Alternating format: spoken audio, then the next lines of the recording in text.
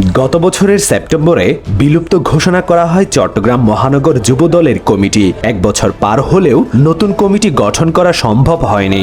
এ কারণে নগরে সাংগঠনিকভাবে পিছিয়ে পড়ছে দলটি। কমিটি না হওয়ায় হতাশ হয়ে পড়েছেন দলের তৃণমূল পর্যায়ের নেতাকর্মীরা।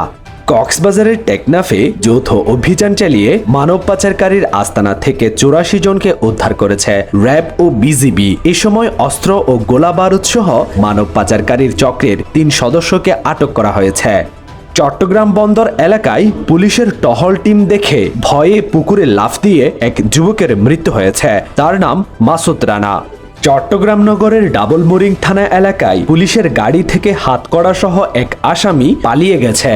চট্টগ্রাম কক্সবাজার মহাসড়কে একটি প্রাইভেট কার নিয়ন্ত্রণ হারিয়ে ধান খেতে ঢুকে পড়েছে। তবে এই ঘটনায় কোনো হতাহতের খবর পাওয়া যায়নি। সোমবার ২২ সেপ্টেম্বর সকাল ৮টা ১৫ সময় লোহাগাড়া থানার পাশে এই ঘটনা ঘটে। চন্দনাইশ উপজেলার কাঞ্চনাবাদ ইউনিয়নের বাদামতলস্থ আমতলী এলাকার একটি পাহাড় থেকে এলাকাবাসীর সহায়তায় ৬ পাহাড়ি সন্ত্রাসীকে আটক করেছে সেনাবাহিনীর নেতৃত্বে যৌথ বাহিনী।